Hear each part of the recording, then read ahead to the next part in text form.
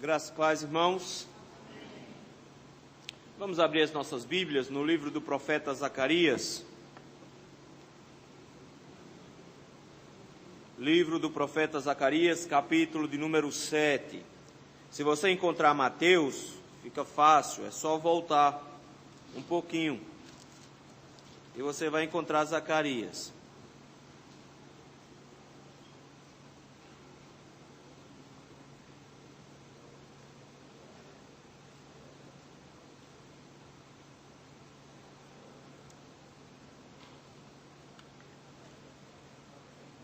Livro do profeta Zacarias, capítulo 7.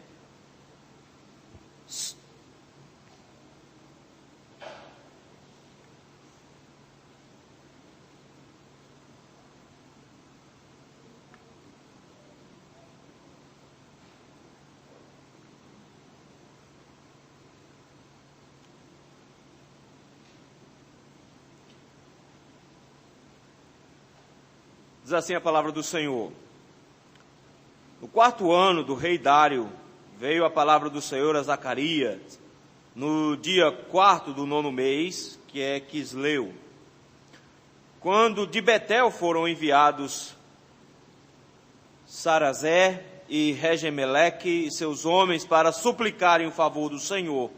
Perguntaram aos sacerdotes que estavam na casa do Senhor dos Exércitos e aos profetas: continuaremos nós a chorar com jejum no 5º mês, como temos feito por tantos anos? Então a palavra do Senhor dos Exércitos me veio a mim, dizendo: fala a todo o povo desta terra, aos sacerdotes, quando jejuastes e planteastes no 5º e no 7º mês, durante estes 70 anos, acaso foi para mim que jejuastes?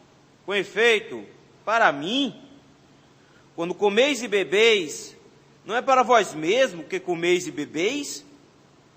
Não ouvistes vós as palavras que o Senhor pregou pelo ministério dos profetas que nos precederam, quando Jerusalém estava habitada e em paz, com suas cidades ao redor dela, e o sul e a campina eram habitados? A palavra do Senhor veio a Zacarias dizendo: assim falara o Senhor dos Exércitos. Escutai juízo verdadeiro, executai juízo verdadeiro, mostrai bondade e misericórdia, cada um a seu irmão. Não oprimais a viúva, nem o órfão, nem o estrangeiro, nem o pobre, nem intente cada um em seu coração mal contra o seu próximo. Eles, porém, não quiseram atender, e rebeldes me deram as costas, e ensurdeceram os ouvidos, para que não ouvissem. Sim, fizeram o seu coração duro como diamante, para que não ouvissem a lei, nem as palavras que o Senhor dos Exércitos enviara por seu Espírito, mediante os profetas que nos precederam. Daí veio a grande ira do Senhor dos Exércitos. Visto que eu clamei, e eles não me ouviram, eles também clamaram, e eu não os ouvi, diz o Senhor dos Exércitos. Espalhei-os como um turbilhão por entre todas as nações que eles não conheceram, e a terra foi assolada atrás deles, de sorte que ninguém passava por ela, nem voltava, porque da terra desejável fizeram uma desolação. Vamos orar? Meu Deus, meu Pai, tem misericórdia de nós, Senhor. Tem compaixão das nossas vidas. Senhor, nesse momento que nos encontramos, meu Pai, em meio ao Teu povo, em adoração ao Seu nome, somos felizes por saber que o Senhor está no nosso meio. Somos felizes por saber que o Senhor aceita a nossa adoração, não baseada na perfeição dela, como nós a prestamos, mas baseada nos méritos de Jesus Cristo, a quem nós adoramos. E nesse momento, Senhor, que temos a Tua palavra aberta diante dos nossos olhos, somos obrigados a reconhecer a incapacidade de compreendê-la e também a incapacidade de aplicá-la, Senhor, às nossas vidas. Por isso, Senhor, tem misericórdia de nós. Meu Deus, abre os nossos olhos, abre o nosso entendimento para entendermos a Tua palavra. Senhor, quebra os nossos corações, porque mesmo que eles sejam como diamantes, o Senhor tem força suficiente para despedaçá-los e assim, Senhor, mudar o nosso comportamento e a nossa vida. Ajuda-nos, meu Deus, e ensina-nos por meio da Tua palavra hoje à noite. Fala conosco, Senhor, seus servos humildemente desejam Te ouvir. No nome de Jesus é que nós Te rogamos isso. Amém. Irmãos, o cristianismo é uma religião. Às vezes os pregadores têm falado dizendo que não são religiosos, que na verdade são cristãos, mas não existe distinção entre uma coisa e outra. Na verdade, o que existe é uma distinção entre religião verdadeira e religião falsa. Quem criou a religião foi o próprio Deus, quando foi lá no jardim e buscou religar a comunhão que havia sido quebrada por Adão. Foi o próprio Deus na cruz do Calvário quem produziu a religação entre os homens e Deus. Então Deus é o pai da religião. Mas é possível, queridos, nós possuirmos uma religião falsa. Esse é o problema. O problema não é uma questão de ter ou não uma religião, porque todos têm. O problema é ter uma religião falsa. É por isso que a preocupação de Tiago, no seu capítulo 1, é com a religião pura e sem mácula para com Deus. Então ele diz, existe uma religião pura e sem mácula para com Deus, e existe uma falsa religião. A falsa religião é aquela que leva os homens a pensar que pelos seus próprios atos, pela sua própria vida, eles podem alcançar de alguma forma ou reconhecimento, ou um estado de espírito evoluído, ou até mesmo a salvação. De forma que até os ateus são religiosos. Qual é o nosso grande problema? O grande nosso problema é quando nós achamos que determinadas práticas de vida, determinadas práticas religiosas, são o suficiente em nossas vidas. E nós começamos a nos apegar a essas regrinhas, nos apegar a esses formatos religiosos, para que possamos nos considerar pessoas boas, para que nós possamos nos considerar pessoas que estão andando no caminho certo, e não nos agarrarmos única e exclusivamente ao sacrifício de Jesus Cristo, e não nos agarrarmos única e exclusivamente à salvação que Jesus conquistou para nós na cruz. Quando estamos muito mais preocupados com regrinhas, com normas, com estruturas, nós muitas vezes nos esquecemos do que é realmente essencial na vida cristã. Nós nos esquecemos do que é necessário realmente na vida cristã. E aí nós findamos tendo perguntas e dúvidas que fazem muito mais parte da estrutura religiosa do que necessariamente de uma vida piedosa. É sobre isso que o texto que nós acabamos de ler vai tratar. O texto, meus irmãos, inicia uma série de sermões de Zacarias. A última sessão, meus irmãos, se encerrou com as visões no capítulo número 5 se encerraram. Inicia-se agora no capítulo 7 já uma explanação sobre um evento, então nós temos uma encenação. Mas agora a partir do capítulo 7 nós temos uma série de sermões, em específico os capítulos 7 e 8. Eles são, na verdade, uma resposta, uma problemática que surgiu aí do versículo de número 1 ao versículo de número 4. Essa problemática, meus irmãos, aparece aqui como um assunto principal para ser discorrido nesse primeiro sermão, no capítulo 7, e no segundo sermão, no capítulo número 8. Ambos têm a mesma temática, têm o mesmo princípio. A questão toda é que o texto vai nos apresentar uma estrutura muito bonita, como Zacarias organiza. É impressionante porque Zacarias não está preocupado aqui necessariamente em falar coisas novas, mesmo que a pergunta pareça ser uma introdução de um assunto novo. Segundo, ele vai se preocupar em buscar nas palavras dos profetas. Então, basicamente, o que o Senhor faz no capítulo número 7 é lembrar a Israel do que ele já tinha dito, e não necessariamente dizer uma coisa nova. Terceiro, ele não está preocupado em responder a pergunta. Porque o grande problema da pergunta aqui é que a pergunta está errada. E se a pergunta está errada, a resposta não podia ser daquela pergunta. Tinha que ser outra questão. Enquanto eles estavam preocupados com uma coisa, o Senhor desfoca do que eles estão preocupados, de onde vem a pergunta, e ele então leva para a questão verdadeira e a responde. A problemática surge aí, no início do texto, quando nos diz uma datação muito específica. O texto nos diz que no 4º ano do rei Dário, veio a palavra do Senhor a Zacarias, no dia 4º do 9º mês, que é Quisleu. A partir de agora ele vai usar esse termo Quisleu, que eram os nomes dados para os meses naquela época. Basicamente aqui, foi mais ou menos no dia 7 de dezembro do ano 518. Essa datação aqui serve para entender o evento como estava acontecendo e dar uma sequência aos fatos, mostrando que as palavras do Senhor vinham em determinadas situações. E o que aconteceu aqui é que, vindo uma comitiva para Jerusalém, eles queriam uma resposta para uma situação muito específica. Nós não sabemos como funciona muito essa comitiva do versículo número 2. O texto nos diz que quando de Betel foram enviados. O problema é saber se eles foram enviados de Betel, porque o texto não diz de forma muito clara em hebraico. Em português está muito claro aí. Mas a ideia de que eles podem ter vindo da Babilônia, que eram pessoas de Betel, ou que eles estavam vindo da região de Betel. O problema é que a região de Betel foi assolada depois da guerra e não ficou nada lá. Então, será que existia alguém morando lá em Betel? Há quem diga que esses aqui eram, na verdade, judeus que estavam morando na Babilônia e que vieram para Jerusalém porque eles queriam saber como é que se organizavam.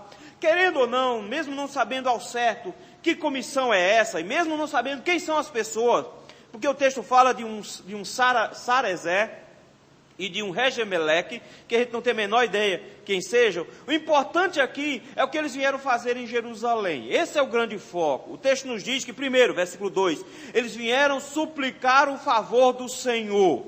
Eles vieram adorar a Deus e sacrificar ao Senhor. É isso que eles vieram fazer. Eles vieram buscar do Senhor o perdão dos seus pecados. Eles vieram adorar a Deus em Jerusalém, que era um lugar específico para adorar. Mas tem uma segunda questão que eles vieram fazer aqui. Eles não vieram somente adorar em Jerusalém. Eles não vieram só sacrificar em Jerusalém. Eles trouxeram uma demanda também para Jerusalém, que está aí no versículo número 3.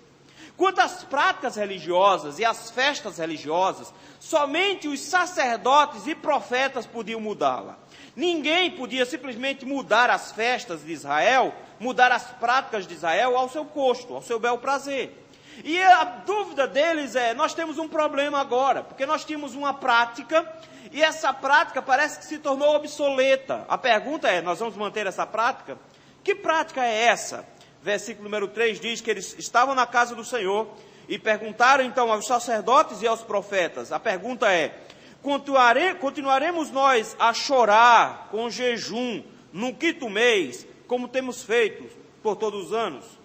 O que aconteceu, na verdade, meus irmãos, é que o povo do Senhor se organizou com uma série de jejuns e oração durante o período de conquista da terra, quando o povo estava sendo derrubado. E para cada evento, eles criaram, então, um momento de jejum e de choro. Por exemplo, no 5º mês, eles se lembravam da destruição do templo. No 17º dia desse mês, eles se lembravam desse evento. Quando chegavam no 9º dia do 4º mês, eles se lembravam do dia que a cidade foi rompida e o muro caiu. No 7º mês, eles se lembravam dos assassinatos de Gedalias. No 15º dia do 10º mês, eles se lembravam do cerco de Nabucodonosor. Então, para cada evento desses, quando eles se lembravam, eles paravam, faziam um dia de jejum, um dia de oração. E eles fizeram isso por 70 anos, por todo o período que o povo esteve no cativeiro.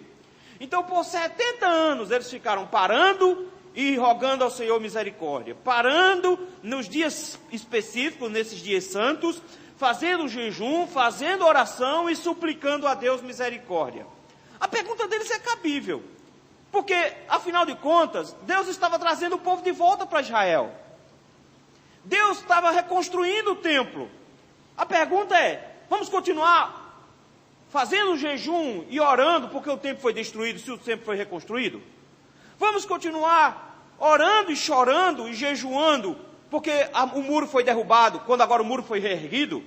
Vamos continuar orando e chorando porque Jerusalém caiu, quando Jerusalém está sendo reerguida? Nós vamos continuar com essa prática ou a gente já deveria parar de jejuar e orar? Será que seria a hora da gente parar com essa tradição de nos dias certos fazer essas orações, esses jejuns? Ou a gente agora deve continuar para continuar se lembrando desses eventos lá de trás? Parece uma pergunta cabível. Parece que é uma pergunta interessante. Afinal de contas, eles estão querendo saber se a tradição deve ser mantida, a tradição religiosa deve ser mantida ou não. Você pode pensar assim, ok, que era o que o sacerdote deveria fazer? Simplesmente chegava lá e dizia, não faz mais sentido manter essa tradição, porque Jerusalém foi reconstruída, o muro foi reconstruído, o templo está sendo reconstruído, tudo já está sendo restabelecido, não faz mais sentido chorar, não faz mais sentido jejuar, porque o Senhor já nos deu alegria, a gente já tem a restauração de volta, não precisa mais. Ou eles podiam dizer, não, é salutar, vamos continuar orando, vamos continuar jejuando, porque a gente precisa se lembrar desses momentos, talvez sejam necessários. Seria uma resposta bem simples. Mas esse é o grande problema aqui, é uma pergunta religiosa, somente de tradição religiosa. A preocupação deles era se iam continuar mantendo a tradição, mas Deus não vê só o que está por fora. Deus não vê só a estrutura religiosa, Deus não vê só o que nós fazemos, Deus vê os nossos corações. E porque Ele vê os nossos corações, Ele diz, vocês precisam de uma orientação na vida piedosa e não só na vida religiosa. E é isso que eu gostaria de ver com os irmãos, pelo menos dois aspectos disso, dois aspectos dessa orientação, duas orientações no que diz respeito a uma vida piedosa. A primeira orientação está aí a partir do versículo 3 até o versículo de número 7. Ele diz, deixando de jejuar e orar para nós mesmos, é a maneira de vivermos de forma piedosa. Olha só como é que ele coloca, versículo número 3. Ele diz, a pergunta é, continuamos a chorar? Continuamos a jejuar no quinto mês? Como temos feito todos esses anos? A resposta do Senhor vem no versículo 4 em diante, quando ele diz, então a palavra do Senhor dos Exércitos me veio a mim dizendo. Note que a resposta não veio do sacerdote, não veio daquele que estudava a lei e que conhecia sobre religião. Aqui é uma intervenção direta da parte de Deus, porque os sacerdotes podiam responder com base na religião, mas o que Deus está dizendo é, o problema não é estrutura religiosa aqui. O problema não é se mantém ou se não mantém uma tradição. O problema é outro. E se o problema é outro, a resposta também tem que ser outra. Qual é a resposta do Senhor? Versículo número 5, ele começa dizendo, fala a todo o povo desta terra e aos sacerdotes. Quando ele fala dizendo, fala a todo o povo, ele não está dizendo, fale a todas as pessoas do mundo. Não é essa a ideia. Ele está dizendo em específico, fale a todas as pessoas de Israel, a todo o povo de Deus. É para eles que essa mensagem é direcionada. Não é para os ímpios, é só para o povo de Deus. Fale a todos eles. E fale também aos sacerdotes, porque os sacerdotes também precisavam saber o que estava acontecendo. Eles também precisavam observar qual era o problema. Não era só uma questão de eles tomarem atitudes depois que tivessem a informação. Eles precisam saber o que está acontecendo, porque Deus vai revelar aqui, não só o que estava acontecendo, mas o que havia dentro do coração do povo. Olha o que ele coloca. Fale a todos eles. Uma pergunta bem simples, versículo número 5. Quando jejuaste e planteaste no quinto e no sétimo mês, durante esses 70 anos, pergunta, acaso foi para mim que jejuaste? Com efeito, para mim? A resposta do Senhor é interessante, porque ele começa a contrastar aqui a religiosidade que transforma práticas piedosas em práticas automáticas, práticas que funcionam no automático, com a prática piedosa que me leva a questionar sempre as minhas atitudes, a questionar sempre o que eu faço. A pergunta do Senhor foi muito simples, ele diz, ok, vocês passaram 70 anos, todos os anos jejuando em 2 meses, todos os anos chorando em 2 meses. A pergunta que ele faz é, foi para mim ou foi para vocês que vocês estavam jejuando? Qual era a intenção do coração de vocês? Pelo que vocês oravam? Pelo que vocês choravam? Pelo que vocês jejuavam? Em quem vocês estavam pensando? Direcionados a quem vocês estavam fazendo isso? O grande problema deles, meus irmãos, que quando eles oravam, quando eles jejuavam, eles estavam preocupados com o sofrimento deles e não com a honra de Deus. A preocupação deles era sair daquela situação. O choro deles é porque eles estavam naquela situação. A preocupação deles é porque eles queriam sair do cativeiro. Era por isso que eles oravam, era por isso que eles choravam. Em todas as vezes que eles se curvavam pela própria desgraça. Todas as vezes que eles choravam em autocomiseração. Ou seja, a única preocupação deles na oração era com eles mesmos.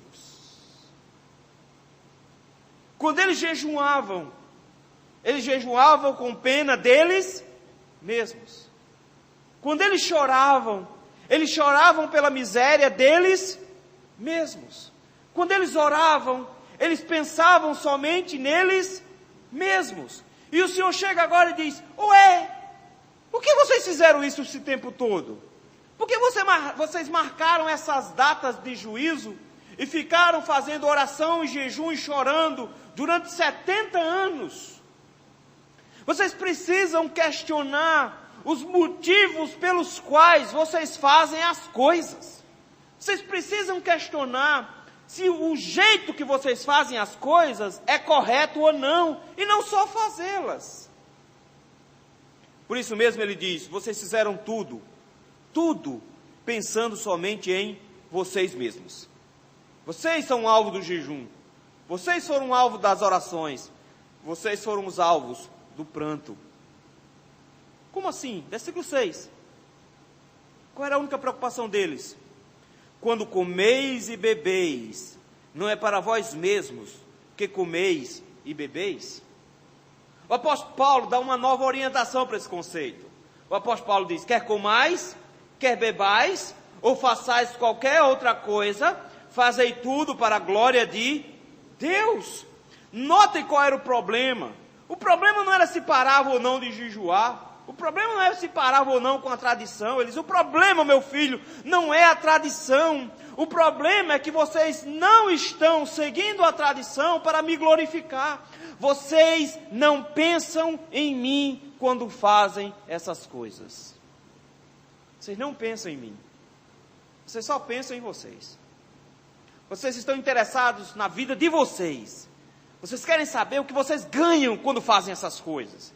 E quando vocês fazem assim, vocês na verdade mostram que não vivem para mim. Vocês mostram que vivem para vocês mesmos. O que é que eles buscavam? Bênçãos para eles. O que é que eles queriam? Bênçãos para eles. Em quem eles pensavam quando oravam? Somente neles mesmos.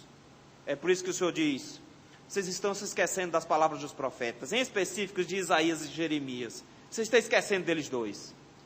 Porque ele de repente começa a nos lembrar de que o povo que agora está preocupado se continua ou não com a reunião de oração, é descendente de um povo que é surdo quanto às palavras do Senhor, e que mesmo tendo uma prática religiosa melhor do que os outros, esse povo cai nos mesmos pecados que os outros. Versículo número 7.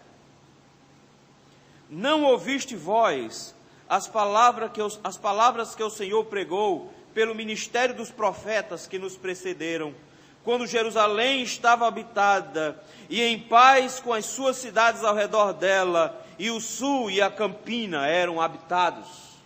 Ele diz: vocês não lembram? Vocês não lembram disso? Os seus pais não ouviram os profetas. Por que eles não ouviram? Porque a situação na época era boa.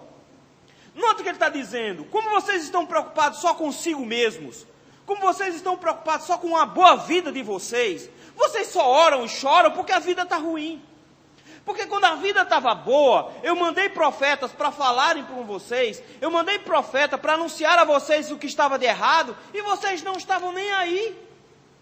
Quando a vida estava boa, quando havia plantação em todo canto, e ele descreve as regiões aqui onde havia plantação, ele diz: quando tudo estava bom, vocês não me ouviram, vocês não oraram, vocês não me buscaram. O que estava bom naquela época? Ele diz assim: olha, Jerusalém estava habitada, a cidade estava bem, a cidade estava com os muros levantados, o templo estava lá. Este pessoal estava comendo. Havia plantação e cidades ao redor dele. Ele fala de o sul e da Campina. Ele não fala dos montes porque não dava para plantar no monte. Mas onde havia campos, tinha tudo plantado. Eles, vocês tinham colheita, vocês tinham tudo do bom. Eu mandei meus profetas para ameaçar vocês. Eu mandei meus profetas para anunciar a vocês a necessidade de uma transformação do coração, mesmo que o templo estivesse tendo culto, mesmo que aparentemente tudo estivesse certinho, mesmo que toda a estrutura religiosa estivesse funcionando, eu mandei os meus profetas para dizer que o coração de vocês estava errado e vocês não atenderam. Está acontecendo a mesma coisa. Está acontecendo a mesma coisa. Queridos, para vivermos uma vida piedosa, nós precisamos urgentemente redirecionar o nosso coração. Nós precisamos urgentemente apontar nosso coração para o lugar certo. Nós precisamos urgentemente reorganizarmos nossas estruturas de cultos de oração. Primeiro porque os crentes não oram. Os crentes hoje vivem de forma muito preguiçosa. Eles oram somente em culto de oração. Os famosos crentes 6 horas. 6 horas por mim, meu irmão. E fica o tempo todo, eu estou com muito problema, coloca a oração no WhatsApp, porque a igreja ora. São crentes que não têm intimidade com o Senhor, e eles acreditam que quando a igreja ora, o Senhor faz. Meu irmão, isso é catolicismo romano, isso é superstição, isso não é escritura sagrada. Você tem que aprender a orar. Para de acreditar que a oração do pastor funciona quando a sua não. Quando o povo de Deus ora, é óbvio que quando o povo de Deus se reúne, Deus de forma especial contempla essa oração. Mas quem disse que quando o povo de Deus pede, Deus dá? Você confia na igreja e não no Senhor. Você está confiado na fidelidade que Deus tem para com a igreja e não no Senhor. E quando pede, pede de forma completamente egoísta. Sabe o que é que os crentes pedem? Senhor, me dá saúde. Senhor, me dá um emprego. Senhor, me dá a bênção. Me dá. O Senhor de repente olha para nós e diz: estúpidos, vocês não entenderam que a sua oração tem que estar pensando em Deus e não em vocês mesmos. Quando vocês jejuam, é porque vocês querem alguma coisa. Quando vocês oram, é porque vocês querem alguma coisa. Vocês só pensam em vocês mesmos. Vocês não estão pensando em mim quando oram. Vocês não têm prazer na minha presença. 5 minutos de oração é uma eternidade. Você não consegue conversar comigo, a não ser com a lista de pedidos. Você só se aproxima de mim porque você quer alguma coisa. Você tem alguma dor que quer que eu tire. Você quer alguma coisa de presente que só eu posso dar. Você só se aproxima de mim com interesse. Essa é a reclamação do Senhor. Uma vida piedosa, meus irmãos, é quando nós começamos a deixar de orar e deixar de jejuar para nós mesmos e começamos a orar e começamos a jejuar para Deus, para Jesus Cristo. Nós não oramos para as coisas mudarem, nós oramos para nós mesmos mudarmos. Somos nós que temos que orar. Sabe o que é uma coisa bonita em ver igrejas perseguidas? Sabe de uma coisa interessante, quando nós encontramos igrejas que estão realmente morrendo por causa do Evangelho, com sofrimento verdadeiro? É que a maioria dessas igrejas não pedem para as provações passarem. Elas não pedem para o Senhor diminuir a mão. Elas pedem para o Senhor dar mais força para elas aguentarem. Quando Pedro foi preso no livro de Atos, o texto nos diz que o povo de Deus se senta para orar e eles não ficam dizendo: Senhor, nos livra da tribulação, Senhor, nos livra desse sofrimento. Não, eles não estão pensando neles mesmos. Eles não estão preocupados com eles mesmos. Eles dizem: Senhor, continue nos dando força, nos dá intrepidez, nos dá coragem para anunciar o Teu Evangelho. Senhor, continua usando os apóstolos para falar e para produzir curas. Senhor, vai produzindo ação. E o texto nos diz que enquanto eles oram, pensando somente na glória de Deus e na expansão do reino de Deus, quando eles oram, não pensando no seu próprio conforto, quando eles oram, não pensando na sua própria liberdade, mas pensando na honra e na glória de Jesus Cristo, o texto nos diz que o lugar onde eles estavam foi abalado e eles ficaram cheios do Espírito Santo. Sabe quando é que vai haver um avivamento na igreja? Quando a igreja começar a parar de orar por avivamento para se autossatisfazer. E começar a buscar orar por avivamento, pelo que Deus pode fazer e pela glória dele que pode ser expandida. Pastor, significa que eu não devo orar por cura? Significa que eu não devo orar para que Deus alivie os meus sofrimentos? Não estou dizendo isso. Mas eu estou dizendo que você deveria orar para que Deus faça a sua vontade, porque ela é melhor do que a sua. Para que você se satisfaça com a vontade do Senhor enquanto ora. E ore pedindo que a glória do Senhor seja revelada e não a sua vontade satisfeita. Pedindo para que Deus seja glorificado e não você. Que santificado seja o teu nome, que venha o teu reino, que seja feita a tua vontade e não a minha. É essa a nossa oração. A grande queixa do Senhor para eles é: vocês estão preocupados se mantém um culto de oração nos lares ou não? Vocês estão preocupados porque está tendo um número reduzido de culto de oração, se é para voltar para a igreja ou se não é? Vocês estão preocupados quantos cultos de oração tem que ter? Quantas reuniões de oração tem que ter? Vocês estão preocupados com isso? Ele disse: não, o problema não é esse, meu filho. O problema é que vocês estão orando para vocês mesmos, não para mim. Faz diferença se eles continuavam a orar e jejuar? A resposta: fazia não. Porque eles iriam continuar jejuando e orando para eles mesmos. Fazia diferença se eles iam parar de orar e jejuar? Fazia não. Porque eles já estavam sempre orando e jejuando para eles mesmos. O problema não era a quantidade de cultos de oração. O problema não era se tinha vigília. O problema não era se tinha oração das 3 horas da tarde, hora nona, círculo de oração. O problema não era esse. O problema é que quando eles oravam, eles só amavam a si mesmos e não amavam o Senhor na oração. Esse era o grande problema deles. E o Senhor se queixa dizendo: vocês precisam reorientar a vida piedosa de vocês. Reorientar, passando a orar e jejuar para mim e não para vocês mesmos. Segunda orientação para uma vida piedosa que o Senhor nos dá, está aí a partir do versículo de número 8. Deixando o pecado que está presente em nossas vidas. Versículo número 8, ele começa dizendo: a palavra do Senhor veio a Zacarias dizendo. Isso aqui não é uma introdução de um novo assunto. É como que dizendo uma segunda fase do mesmo assunto. Porque ele começa a tratar ainda sobre o problema de orar ou não naqueles períodos. Manter ou não a tradição da oração e do jejum.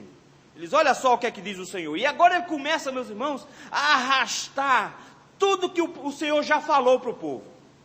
Note, queridos, que o que ele faz aqui não é nada mais, nada menos do que reavivar a memória do que eles já tinham ouvido. Isso é interessante, porque às vezes a gente quer ouvir na pregação só coisa nova.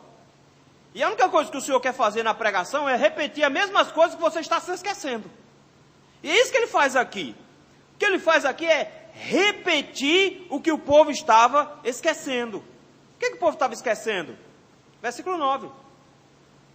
Assim falara o Senhor dos Exércitos: executai juízo verdadeiro, mostrai bondade e misericórdia, cada um ao seu irmão. Não oprimais a viúva, nem o órfão, nem o estrangeiro, nem o pobre, nem tente cada um em seu coração o mal contra o seu próximo. Você pode pensar: ok, o que ele está dizendo então é que eu devo fazer caridade. É isso que eu tenho que fazer. Eu tenho que fazer caridade. Porque a igreja tem que fazer caridade, então. Você não entendeu, você ainda está pensando como um religioso falso.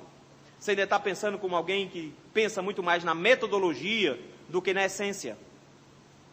Tiago diz: a religião pura e sem mácula para com Deus é esta: visitar os órfãos e as viúvas em suas necessidades. É isso o princípio aqui dos versículos 9 e 10.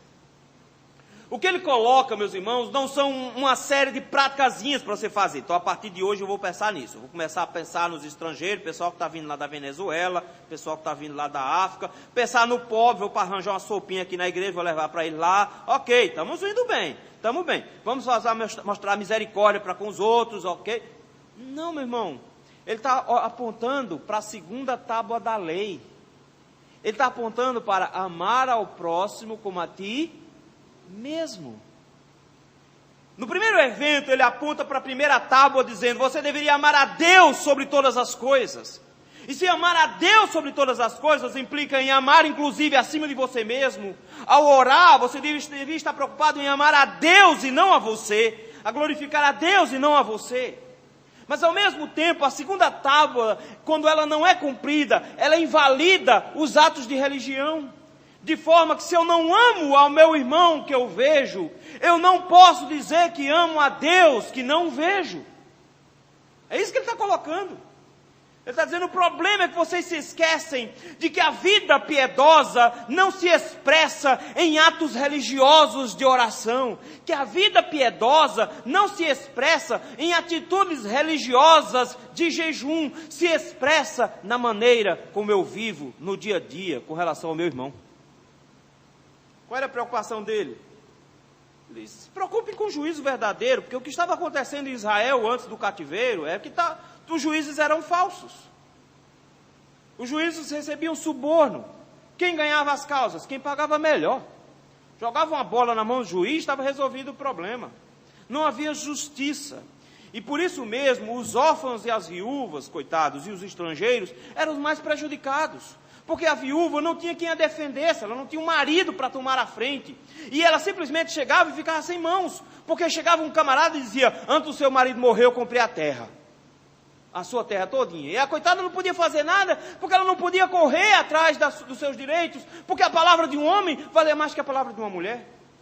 Elas não tinham o que fazer. E o juiz simplesmente chegava e dizia: a terra é desse homem mesmo. Perdeu. Ficou sem nada. Os coitados dos órfãos não tinham sustento, porque o Senhor tinha dito que eles deveriam deixar tudo que não fosse colhido, deixado para trás, para que os órfãos e as viúvas recolhessem.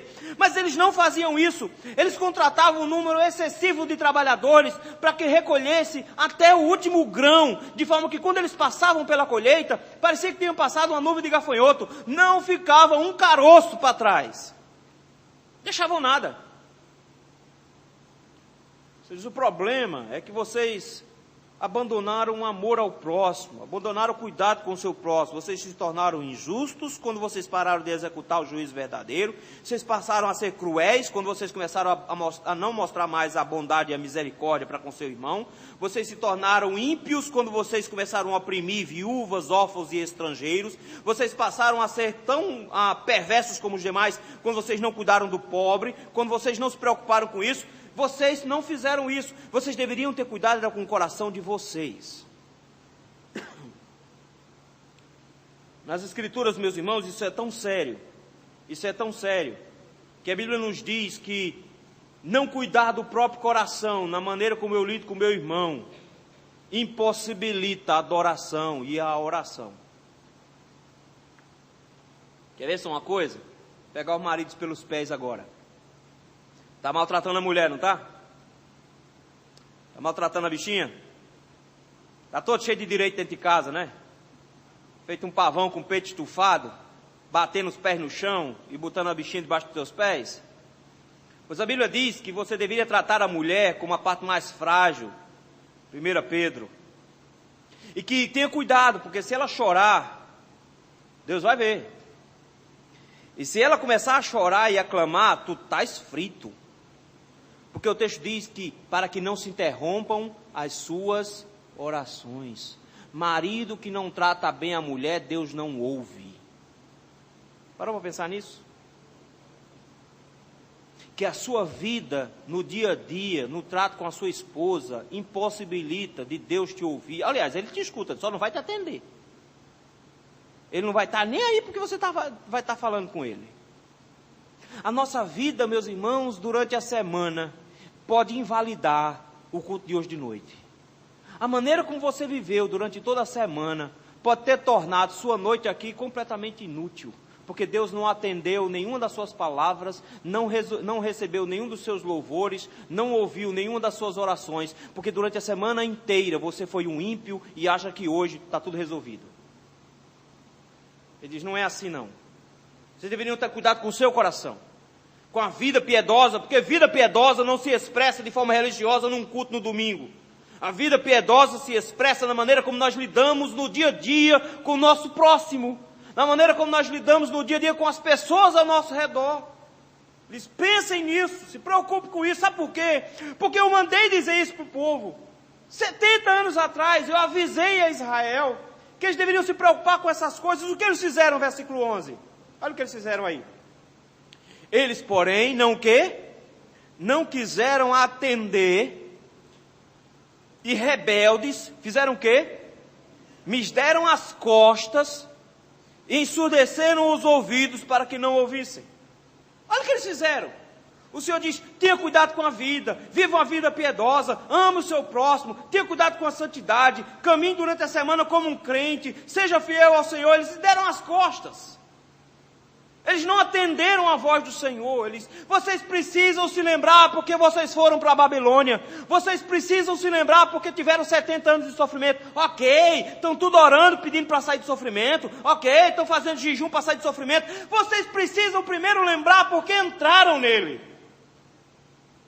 Vocês precisam primeiro lembrar porque começou esse sofrimento. Começou porque vocês não me ouviram. Começou porque eu falei e vocês não me atenderam. Começou porque ao invés de me escutar, vocês viraram as costas, foram rebeldes. Foi por isso que começou. Olha como o texto é duro, versículo número 12. Fizeram o seu coração duro como diamante. Diamante é uma estrutura que eu acho fantástica. Porque basicamente diamante é carvão. É carbono. Mas, quando você tem carvão na pressão certa, na temperatura certa, ele é espremido. E aí então, existe uma propriedade no carbono que ele se organiza e se alinha em uma estrutura. E aí ele se torna o material mais duro do planeta. Diamante é tão duro, mas tão duro, que a única maneira que existe de lapidar um diamante são com diamantes. Só ele rasga ele mesmo. Nada mais pode mexer naquela pedra. Nada pode lapidar aquela pedra. Ele diz, sabe como é o coração de vocês? Não é que é uma pedra só. Assim, que coisa bonita, né? Eles tinham um coração de diamante. Mas ele não está dizendo que é porque era bonito. Ele está dizendo é porque vocês tinham um coração mais duro do que o aço. Vocês tinham um coração mais duro que qualquer coisa que exista nesse planeta. É isso que vocês tinham. Era assim que era o coração. E o coração de vocês foi duro. Para quê? Para que não vissem a lei. Em outras palavras, a lei estava ensinando o que está no versículo 9 e 10. A lei estava ensinando isso. Aí diz, vocês tinham um coração duro, de forma que a lei não penetrou neles. E ainda tem mais, ele diz, nem as palavras do Senhor, por intermédio do seu Espírito, mediante os profetas que precederam. Ou seja, quando o Senhor falou para os meus profetas, vocês ainda não ouviram. Eles nem tinham a lei no coração, nem deixaram a palavra do Senhor entrar no coração por meio dos profetas. Vocês não me ouviram. E aí o que aconteceu, versículo 12? Daí veio a grande ira do Senhor dos Exércitos. Vocês sabiam disso? É óbvio que eles sabiam disso. Eles sabiam disso. Mas o que o Senhor está mostrando é que não basta saber uma informação. Eu posso andar nos mesmos caminhos do passado, mesmo sabendo aonde o caminho do passado levou. Diz, o problema, meus filhos, é que vocês continuam da mesma maneira, endurecendo o coração para a lei, endurecendo o coração para a pregação, e não agindo de forma piedosa na vida.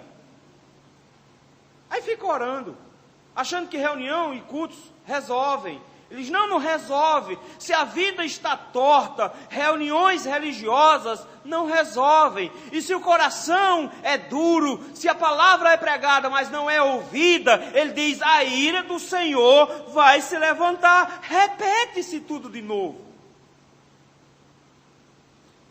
Ah, pastor, mas eu oro e o Senhor não me responde. Ok, pode ser que o Senhor não te responda porque você está pedindo ruim. Pedis e não recebeis, porque pedis mal. Pedis mal como? Porque pedis para esbanjarem em vossos próprios prazeres. Você está pensando em quem quando pede? Você está pensando em você quando pede. Aí Deus não dá. Mas pode ser por outro motivo também. Você acha que com essa vida toda torta, desmantelada que você vive, de desagradar a Deus, de se rebelar ao Senhor, de não atender a voz de Deus, de não ouvir a voz de Deus, vai fazer com que Deus, tudo bem, eu vou dar para ele dessa vez. Se você acha que Deus é tipo um pai frouxo, que o filho é ruim e ele dá presente para o filho mesmo assim, você está muito enganado. Você está muito enganado. Deus não presenteia filhos rebeldes. Ele os açoita. É muito diferente. É por isso que ele diz, eu vou dizer como é que eu lido com vocês quando vocês fazem isso. Versículo de número 13. Não é que eu preguei para vocês, não é que eu falei com vocês, é que eu gritei para vocês. Eu clamei a vocês. Eu falei com muita ênfase, como um pai, no último ato de desespero, berra com um filho desobediente. Foi isso que ele fez. Ele diz, eu clamei a vocês. E o que vocês fizeram? Não me ouviram. Insistiram numa vida torta, desmantelada. E aí o que é que eu fiz? E agora quando vocês clamam, eu faço a mesma coisa. Quando eu clamei, vocês fingiram que eu não era ninguém. Agora, quando vocês estão num aperto, clamam a mim, o que é que eu faço? Não estou ouvindo nada. Agora sofram as consequências do que vocês passaram. Não sei se seu pai e sua mãe já fez isso contigo. Do tipo, ela diz assim, não faz isso não vá para ali não. E aí o que é que você faz? Você vai. Uma vez, eu estava colhendo lenha no meio do mato lá com um bocado de irmãos, com um bocado de amigos. Minha mãe estava comigo e não sei se você sabe o que é uma coivara.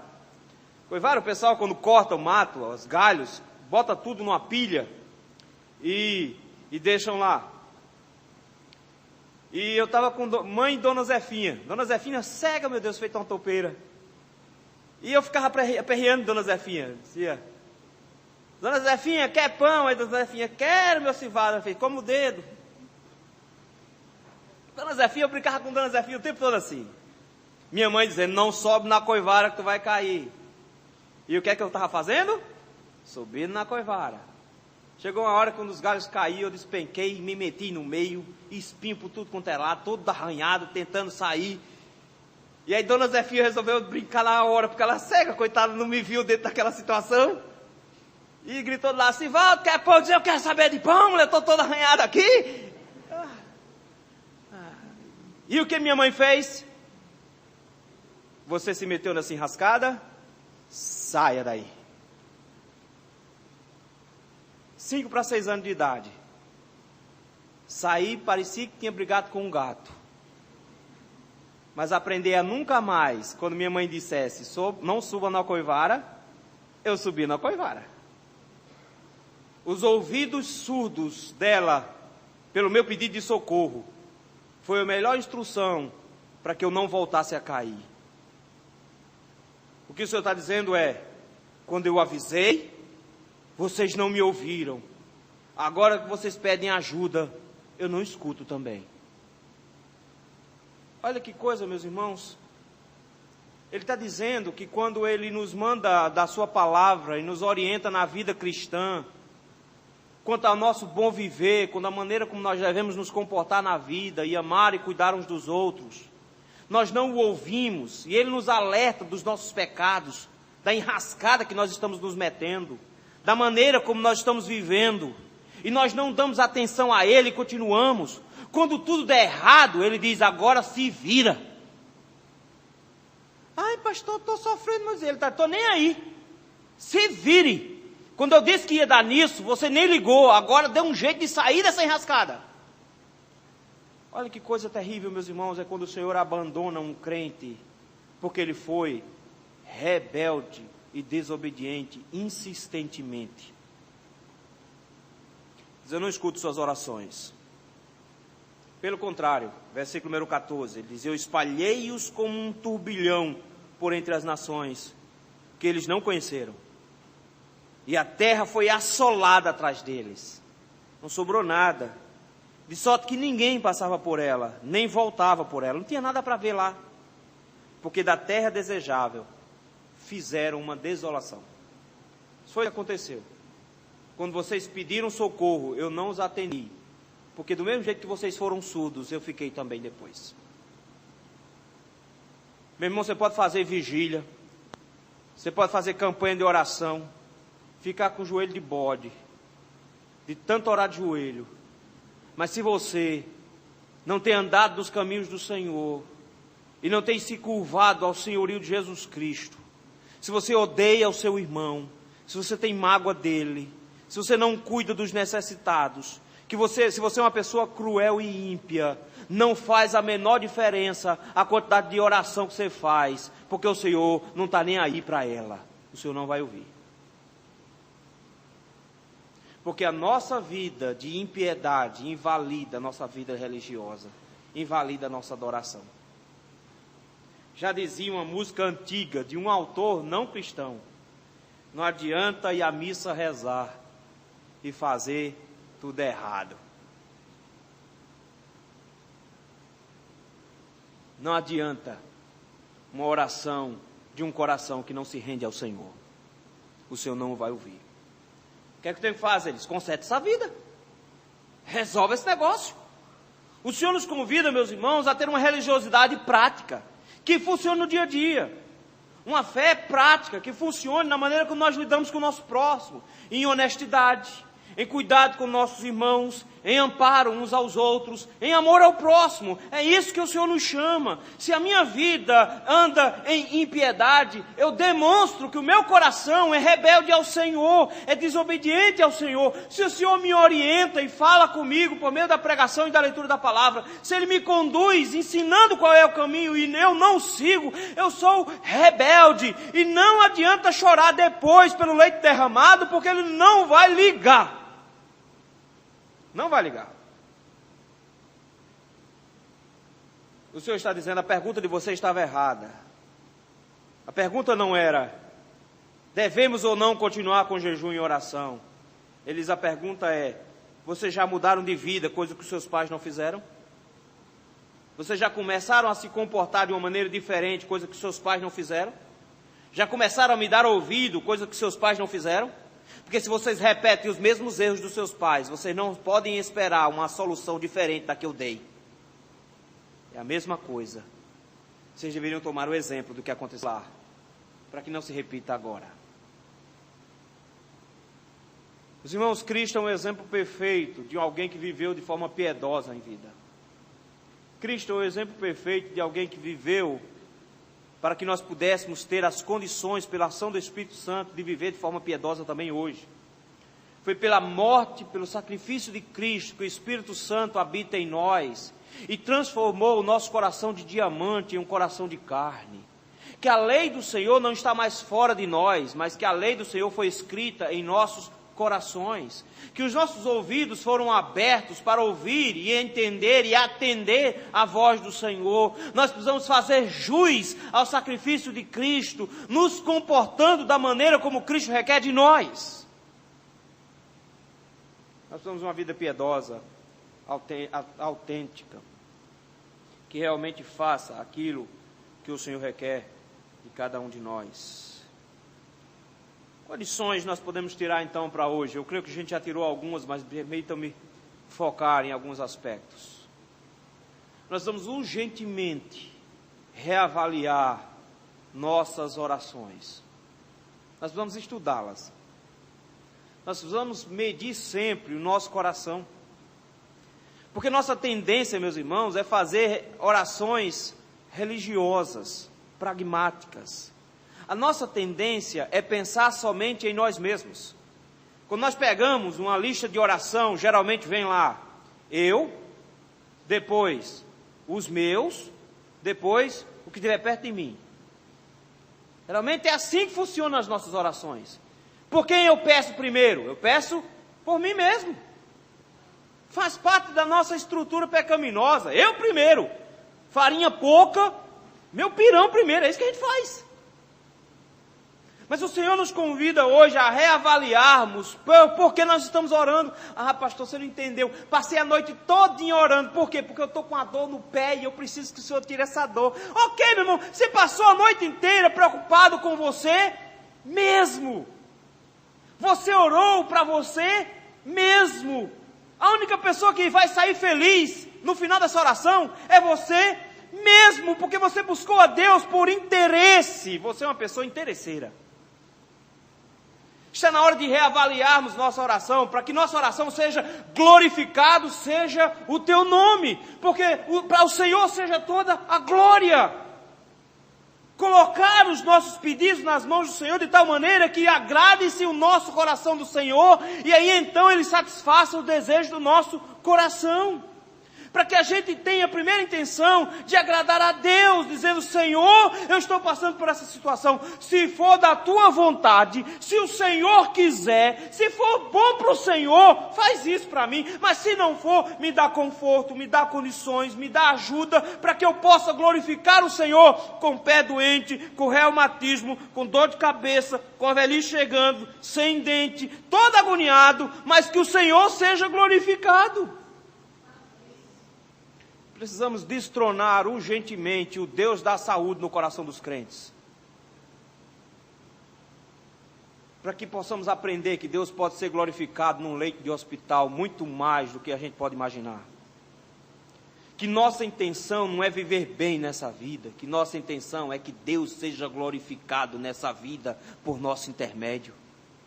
Que não faz diferença se a gente tem muito ou se a gente tem pouco, não interessa se a gente tem todos os nossos sonhos realizados, interessa que a vontade de Deus seja cumprida em nossas vidas. É nisso que nós temos que orar, é nisso que nós temos que nos preocupar, é essa atenção que nós temos que direcionar em nossas orações.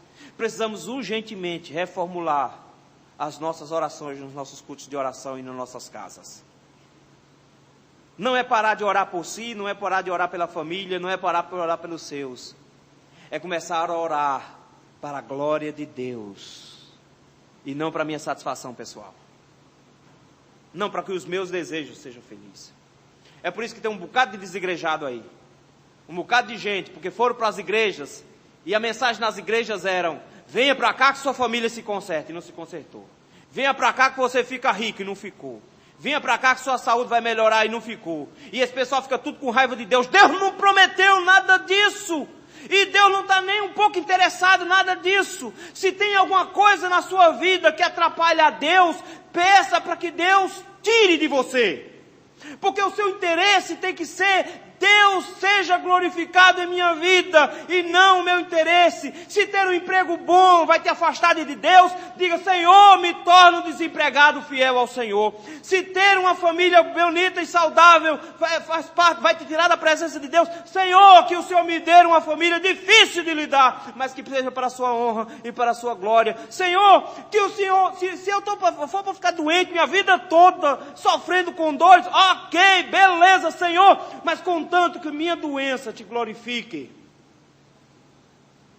Eu não quero saúde para pecar e ir para o inferno. É melhor uma doença para estar perto do Senhor a eternidade toda. A glória do Senhor deve ser os alvos das nossas orações. A vontade do Senhor é que é a boa. A sua é só sugestão. É só sugestão. Segunda lição: conserta essa tua vida, meu irmão. Arruma essa vida. Porque não faz diferença nenhuma ir para a igreja todos os dias, ser um bom religioso, se sua vida é um completo desastre no que diz respeito à lei do Senhor. Se você é um adúltero, se você é um ladrão, se você é irascível, se você quebra todos os mandamentos com relação ao seu próximo, se você não ama ninguém a não ser você mesmo, você acha realmente que o Senhor falando com você e você não dando ouvidos, Ele vai estar solícito na hora que você clamar? O que o Senhor nos desafia hoje é perguntar para você mesmo: eu tenho ouvido o Senhor na mesma proporção que eu gostaria que Ele me ouvisse? Eu tenho dado ouvidos à pregação do Senhor na mesma proporção que eu quero que Ele me escute quando eu falar com Ele? porque os meus pecados fazem separação entre nós e o nosso Deus, de maneira que as nossas orações não são atendidas. Alguns crentes têm colocado tanto pecado durante a semana que é intransponível ouvir a voz de Deus e ser ouvido por Ele no final de semana. Está na hora de nós nos tornarmos crentes da semana também. E não só crente de domingo. Está na hora do amor ao próximo ser expresso, não só pelo WhatsApp, Facebook, mas ser expresso no dia a dia com nossos irmãos mais carentes e mais sofridos da igreja. Está na hora de nós nos preocuparmos realmente com o problema um dos outros. E não ficar com essa hipocrisia. Oi, tudo bem? Está tudo bem, que bom, tchau. Quando nós sabemos que o irmão não está bem. Quando nós sabemos que o irmão está com problema. Está na hora de nós transformarmos a nossa vida em uma vida piedosa. E não numa falsa religiosidade hipócrita de final de semana. O problema, meus irmãos, não é ser religioso. Todo cristão é um religioso. A única diferença é que ele não entende que quem vai religá-lo a Deus não são os seus atos, são os atos de Jesus Cristo. Mas a religião pura e sem mácula para com Deus tem algumas obrigações nesse processo. O Senhor nos convida hoje a reavaliar as nossas orações, se elas têm sido para a glória de Deus ou só para o nosso interesse. O Senhor nos convida a avaliar a nossa vida, se temos vivido para Deus ou temos vivido para nós mesmos, para que nossa religiosidade seja verdadeira e o Senhor se agrade na pessoa de Jesus Cristo quando olhar para nós. Que o Senhor nos abençoe, meus irmãos. Vamos cantar ao Senhor.